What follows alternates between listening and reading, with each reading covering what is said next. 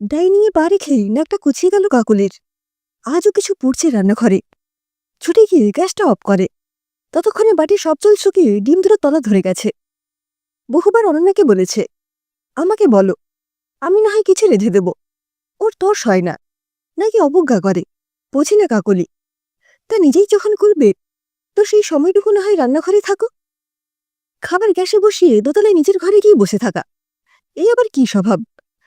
খাবার এবং গ্যাস দুটোই তো নষ্ট হয়, গায়ে লাগে না? সিঁড়ি ভেঙে গেল অনন্যার ঘরে। মগ্ন হয়ে ফোনে কার সাথে যেন কথা বলছে। ফোনে এত আস্তে কথা বলে যে পাশে গা ঘেঁষে বসেও কিছু শুনতে পাওয়া যায় না। একটু ঝাঁঝিয়েই বলল কাকলি, তুমি গ্যাসে ডিম বসিয়েছিলে, তা রান্নাঘরে দাঁড়িয়ে ফোনে কথাটা বললেই তো আর। কাকলির কথা শেষ হওয়ার আগেই নির্লিপ্ত অনন্যা রান্নাঘরের দিকে পা বাড়ালো। কোথায় যাচ্ছ? তোমার অপেক্ষায় গ্যাস অন করে রেখে এসেছি নাকি? বলি, একটা দিনও কি নিরামিষ খেতে নেই? কত যত্ন করে শুক্তো, এঁচড়, মোচার ঘন্ট রেঁধেছি। এসব কি অখাদ্য? তোমাদের বাড়ি এসব কোনোদিন রান্না হয় না? শান্ত গলায় ফোনের অপর প্রান্তের জনকে কি একটা বলে ফোন কেটে দিল অনন্যা। একরাশ বিরক্তি নিয়ে বলল, আপনি কি কোনো ম্যানারই শেখেননি? দেখছেন তো কথা বলছি, তার মধ্যেই এমন চাচাচ্ছেন যে। গ্যাস যখন অফ করেই এসেছেন, একটু পরেই বলতে পারতেন। মাথা ঝাঁঝা করে উঠল কাকলির। কি ম্যানার শেখাচ্ছ? খাবার গ্যাস দুটোই তো নষ্ট হলো। সেদিন ভাত বসাতে বলেছিলাম, তুমি হাঁড়ি জল বসিয়ে সেই যে ফোন নিয়ে নিজের ঘরে ঢুকলে, হাঁড়ি জল ফুটে অর্ধেক। ম্যাগি বসিয়ে নিজের ঘরে চলে যাও, খাবারগুলো নষ্ট হয়। এদিকে গ্যাসের দাম দিন দিন বাড়ছে, সে খেয়াল আছে? অ্যাকোয়াগার্ডে জল ভরার সময় বোতল বসিয়ে নিজের ঘরে চলে যাও। বোতল উপচে সমস্ত জলে ডাইনিং ভেসে যায়। কোমরের ব্যথা নিয়ে সে জল আমি পরিষ্কার করি। সারাক্ষণ কি এত কথা থাকে তোমার? সে কৈফিয়ত আপনাকে দেব কেন? এখন আসুন, আমার কাজ আছে। বলেই মুখের উপর দরম করে দরজাটা বন্ধ করে দিল। নিত্যদিন এমন অশ্রদ্ধা করেই চলেছে। কাকলি জানে, আজ অনেকে অতিষ্ঠ করে ছাড়বে। একটু শান্তিতে ঘুমোতে দেয় না ছেলেটাকে। সারা রাত ঘরে আলো জ্বেলে ল্যাপটপে খুটখাট করে। সামান্য করে টাকার কি নাকি অনলাইন জব করে। এদিকে অনির বাড়িতে সকাল সকাল উঠতে হয় অফিস যাওয়ার জন্য। রাতে ভালো ঘুম না হলে সারাদিন মেজাজ বিগড়ে থাকে ছেলেটার। তার প্রভাব পড়ে দৈনন্দিন কাজে। প্রায় দিনই ঝামেলা হয় ওদের।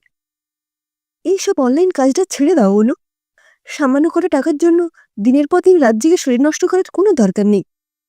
অনি বলে, ওই সামান্য করা টাকাও আমার দরকার। ফুঁসে ওঠে অনন্যা। খাওয়া পড়ার তো অভাব রাখিনি তোমার। যা হাত খরচ লাগে আমি দেব প্রতি মাসে। কেন বলতো? আমার যোগ্যতায় আমি বাড়ি বসে অনলাইনে জব করি, টাকা পাই। খামোখা হাত পেতে তোমার কাছে ভিক্ষে নিতে যাব কেন? তুমি ইচ্ছে করে এসব অশান্তি শুরু করছো। এ তোমার লোভ। লোভ কার নেই অনেক? তোমার নেই? প্রথম প্রায়োরিটি রূপবতী বউ। সেই রূপের লোভেই তো আমার পেছনে ঘুরঘুর করতে দিনের পর দিন। কিসের সঙ্গে কিসের তুলনা করছো? আসল লোভী তুমি। না হলে কোন আক্কেলে বলো এ বাড়ি বিষয় আশয় সব তোমার নামে লিখে দিতে? মাত্র ৮ মাস বিয়ে হয়েছে আমাদের। বাবা মা জীবিত আছেন। তাদের চলে যাওয়ার পর এইসব তো আমার, মানে আমাদেরই হবে। এই ছোট্ট ব্যাপারটা তোমার মাথায় ঢোকে না? তাছাড়া নিজের ছেলেকে না দিয়ে বউকে কেন সব লিখে দিতে যাবেন বাবা? অদ্ভুত আবদার। ছেলেকে লিখে দেবেন মানে ছেলের হবে, বইয়ের তো হবে না। তোমার কি মাথাটা গেছে? স্বামীর যা, তা কি স্ত্রীর নয়? না, স্বামী সম্পত্তি সবসময় স্ত্রীর হয় না। তাহলে আমার বাবা মারা যাওয়ার পর বাবার যা কিছু সব মায়েরই হতো, কিন্তু তা হয়নি, হতে দেওয়া হয়নি। বাবার বাড়ি গাড়ি বিশাল সম্পত্তি সব কাকার হয়েছে। আমার মা আর আমরা দুই বোন কাকার কাছে আশ্রিত হয়ে অত্যাচারিত হয়ে জীবন কাটিয়েছি। আমারই বাবার বিশেষ সম্পত্তি, অথচ সে বাড়িতে আমার মা দাসীগিরি করেছেন। সবই তো যেন বিয়ের আগে থেকে। মাঝে মাঝে অনেক মা বাবার ঘরে ঘুমোতে আসে, তবুও শান্তি পায় না। দিনে দিনে কেমন সন্দেহপাতিক হয়ে যাচ্ছে। মাঝরাতিরে বাথরুমে যাওয়ার পথে অনন্যার ঘরে আড়ি পাতে। কার সঙ্গে নাকি অনন্যাকে হেসে হেসে কথা বলতে শোনে। লুকিয়ে অনন্যার ফোন ঘাটে। এই নিয়ে বাড়িতে চরম অশান্তি। নিজেই পছন্দ করে ৫ বছর মেলামেশার পর অনন্যাকে ঘরে এনেছে। নিজেদের মেয়ের মতোই আদরেই রাখতে চেয়েছিলেন অনির মা বাবা। কাকলি সুগৃহিণী, ঝকঝকে তক্তকে সাজানো সংসার। বিশেষ কোনো কাজই করতে দেন না অনন্যাকে। সারা রাত জেগে ল্যাপটপে কাজ করে ভোরে ঘুমিয়ে বেলা ১২:৩০-১টায় ঘুম থেকে ওঠে অনন্যা। তারপরে রান্নাঘরে ঢুকে সব খাবারের ঢাকনা তুলে তুলে দেখে আজ কি রান্না হয়েছে। পছন্দ না হলে ডিম সেদ্ধ বা ম্যাগি করে খায়, তাও বেশিরভাগ দিন পুড়িয়ে ফেলে। গজগজ করতে করতে পোড়া বাসন, অগোছালো রান্নাঘর আবার যত্নের সাথেই কাকলি। একদিন কর্তা আর অনি বেরিয়ে যেতেই একটা ছোট কাঠের বাক্স হাতে কাকলি অনন্যার ঘরে গেল। খুব স্নেহ মিশ্রিত গলায় বলল, দেখো অনন্যা, তুমি আর অনি ছাড়া আমাদের আর কে আছে বলো? তোমরা ভালো থাকো, সুখে থাকো, এছাড়া আর কি বা চাওয়ার আছে? আমাদের বয়স হয়েছে, কদিনই বা বাঁচব, তারপর সব তোমাদেরই। দেখে শুনে রাখতে হবে মা। আমার কিছু সোনাদানা আর অনেক ছোটবেলার গয়না আছে এতে, এটা তুমি যত্ন করে রেখো তোমার কাছে। যখন কিছু পড়তে ইচ্ছে করবে তোমার থেকে না হয় চেয়ে নিয়ে পড়ব। এখন এই বাক্স নিয়ে তুমি আমায় ভারমুক্ত করো মা। চুপচাপ গয়নার বাক্স শাশুড়ির হাত থেকে নিয়ে আলমারিতে তুলে রাখলো অনন্যা। অনেক জানতে পেরে ফেটে পড়ল, তুমি ওকে সব গয়না দিতে গেলে কেন মা? এই গয়না তুমি ফেরত পাবে ভেবেছ? ওভাবে কেন বলছিস বাবা? ওর দিক থেকে ভেবে দেখ তো, ছোটবেলাটা কত কষ্টে কেটেছে। নিজেদেরই বাড়ির সম্পত্তি নিজেরাই ভোগ করতে পারেনি, তাই ওর মনের মধ্যে একটা নিরাপত্তাহীনতা কাজ করে সকল সময়। তাছাড়া আমার দিনকাল গিয়েছে, এখন আর ওই গয়না দিয়ে আমি কি করব? থাক না ওর কাছে, তুই এ নিয়ে আর কিছু বলিস না বাবা। মাস পাঁচেক পর অনেক ধারণাই সত্যি হলো। একদিন বিয়েবাড়ি যাবে বলে দুটো বড় ট্রলি নিয়ে বেরিয়ে আর বাড়ি ফিরল না। সঙ্গে সেই গয়নার বাক্স উধাও। দুদিন বাদে ওর মা আর বোন এসে বাকি জিনিস নিয়ে গেল। অনন্যা ডিভোর্স চায়। অনেক ভেঙে পড়ল। অফিস যায় না, কথা বলে না, খায় না, সারাদিন মনমরা হয়ে বসে থাকে আর অনন্যার সঙ্গে যোগাযোগের চেষ্টা করে। কিন্তু অনন্যা ওকে সবকিছু থেকে ব্লক করে রেখেছে। একদিন অনির বাবা এক বন্ধুকে নিয়ে ওই বাড়ি গেল অনন্যাকে ফিরিয়ে আনতে। খুব অপমানিত হয়ে ফিরে এলো। অনন্যার স্পষ্ট কথা, হয় সমস্ত সম্পত্তি আমার নামে লিখে দিন, নয় ছেলেকে বলুন খোরপোশ বাবদ নগদ 15 লাখ টাকা দিয়ে ডিভোর্স দিক, নইলে আপনাদের সবার বিরুদ্ধে 498 ধারায় মামলা করব। আমার উকিল রেডি আছে। অনেক নিরীহ বাবা এই অপমান সহ্য করতে পারলেন না, স্ট্রোক হয়ে বিছানা নিলেন। কাকলি শান্ত হয়ে একদিকে স্বামী আর একদিকে সন্তানকে সামলায়। প্রতিবেশী আত্মীয় স্বজন কেউ পাশেনি, সবাই নুনে ছেড়ে দিতে ব্যস্ত। অনেক বন্ধুরা ওকে ফোন করে, মেসেজ করে, রোমান সহ ছবি পাঠিয়ে দেখাতে লাগলো অনন্য কার বাইকে কার গাড়িতে এদিক সেদিক ঘুরে বেড়াচ্ছে। কোন এক কোটিপতি মারোয়ারের ছেলের সঙ্গে নাকি সম্পর্ক হয়েছে। বন্ধুরা অনেকে নিয়ে খিল্লি করে, তুই এই 6 ফুটিয়া হাট্টাকাট্টা শরীর নিয়েও একটা মেয়েকে সামলাতে পারলি না? জিম টিম করে কি করলি এতদিনে? ওদিকে 5 ফুটিয়া মাড্ডু চ্যাংরা কেমন সামলাচ্ছে দেখ। শুনেছি ওই ছেলেটা বিয়ে করেই ওদের দুটো সিনেমা হলের একটা অনন্যের নামে লিখে দেবে।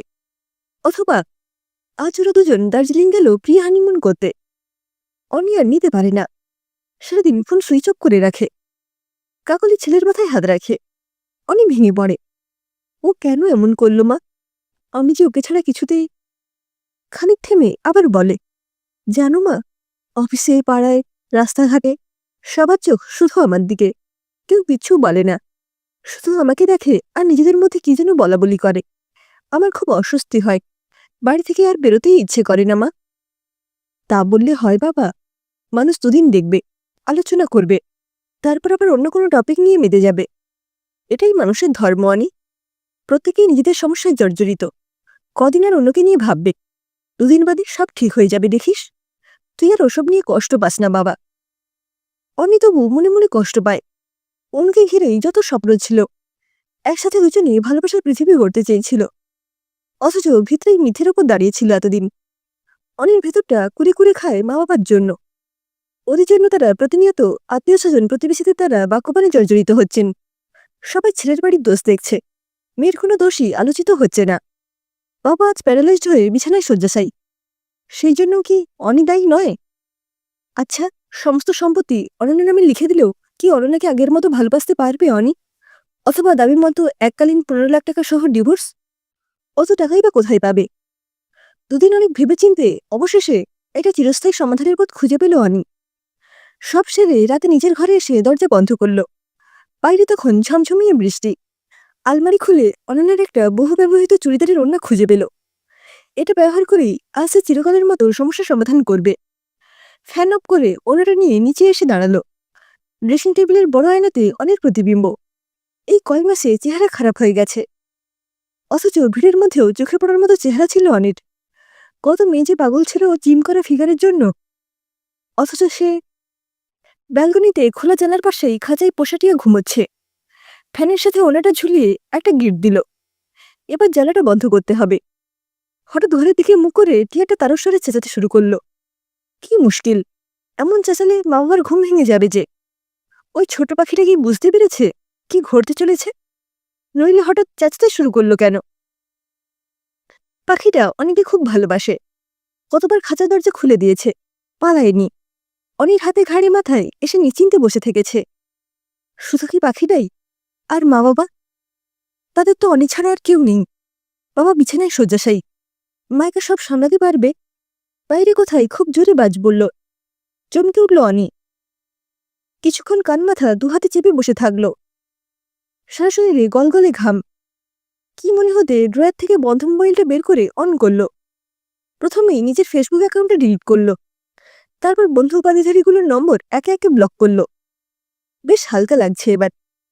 এখন শুধু একটাই কাজ বাকি রইল, সেটা হলো কাল ব্যাংকে গিয়ে 15 লাখ টাকার জন্য লোনের অ্যাপ্লাই করতে হবে।